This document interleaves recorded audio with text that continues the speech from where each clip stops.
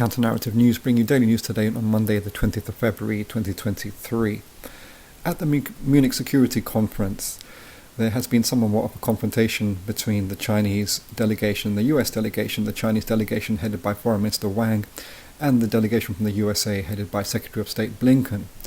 Both have briefly met, and according to reports, the meeting was somewhat frosty and very brief. China and Wang seems to trying to navigate a situation where they can constructively engage their partners in Washington in some dialogue, considering the recent crises between the two, which really started around Nancy Pelosi's visit to Taiwan, which China said was a red line. Pelosi went there anyway. China didn't do very much in regards to that. And then once again around the Chinese weather balloon, which the USA shot down in their airspace with a fighter jet. Wang is trying to engage his colleagues in Washington by a so-called quote-unquote peace proposal for the Russian-initiated conflict in Ukraine. On the side of the USA, they're playing China quite well for their own neo-colonial global capitalist interests, because Blinken then responds to that apparent proposal by Wang over Ukraine with some skepticism, and then gives it back to the Chinese, as it were, by saying that he is very concerned about China's relationship with Russia. Indeed, China and Russia, on the outset of Russia's initiation of the Ukraine conflict, said that their alliance had no limits, indicating China thought it would go along with a somewhat dizzy with success type of military arrogance that Russia is employing. Blinken says at the Munich Security Conference vis-a-vis China that he is concerned that China is supplying some military hardware and materiel to Moscow in its endeavors to colonize Ukraine, basically. This really puts China back on the defensive on the issue of Russia and Ukraine, and also this is all to do with also Taiwan, which the West is trying to ensnare China through the route of Taiwan, as it's ensnared Russia, not least because of Russia's own arrogance and conceit through the entrapment of Ukraine. Also, Wang mentions that, quote-unquote, some interests don't want to end the war in Ukraine. And really, questions have to be asked, exactly who are these interests that don't want to end the war with Ukraine, according to Chinese Foreign Minister Wang?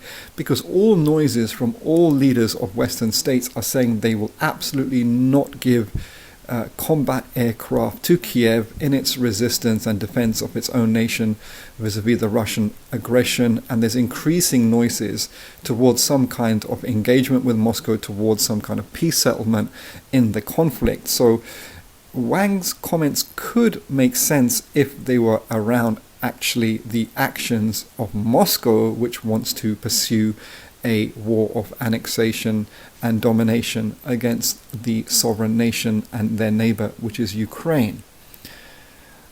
All of this points to China's deep inferiority complex between its two major global allies, primary global allies, one would say.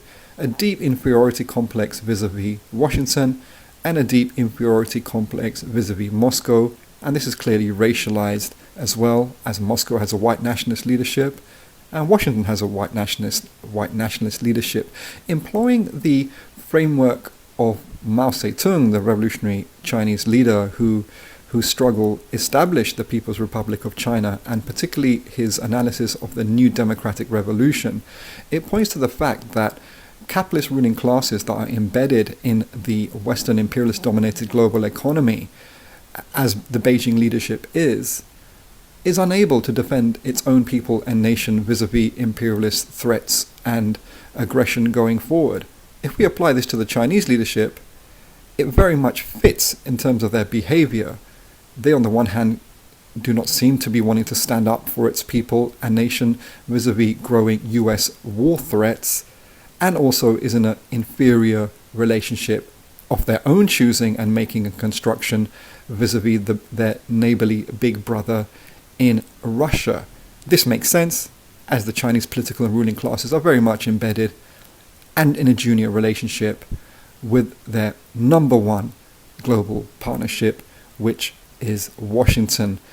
Closely in the region, the Democratic People's Republic of Korea, or more commonly known as North Korea, has fired a Hwasong-15 intercontinental ballistic missile, which many commentators are saying could reach the US mainland.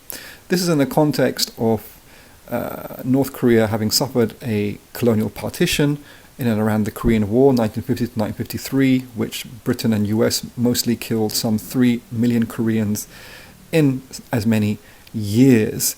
And the state of war has not formally ended, as there's still around 30,000 US troops on the southern side of the South-North Korean border, and also many US nuclear warheads pointed at the capital of DPRK, Pyongyang.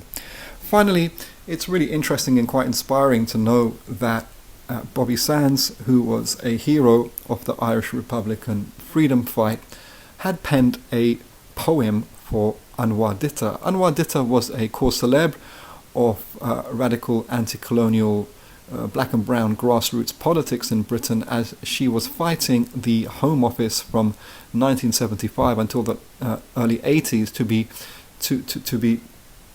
to meet up once again, to be reunited with her children who were left in Pakistan, and the British authorities refused them to come over. Then after a grassroots struggle, including by radical black and brown forces, most notably by the Asian youth movements, the campaign was successful and Anwar Ditta was reunited with her children once again. It's really inspiring that the Irish revolutionaries would understand the importance of this and be so creative and in solidarity in the form of Bobby Sands to have written a poem in support and in solidarity to her.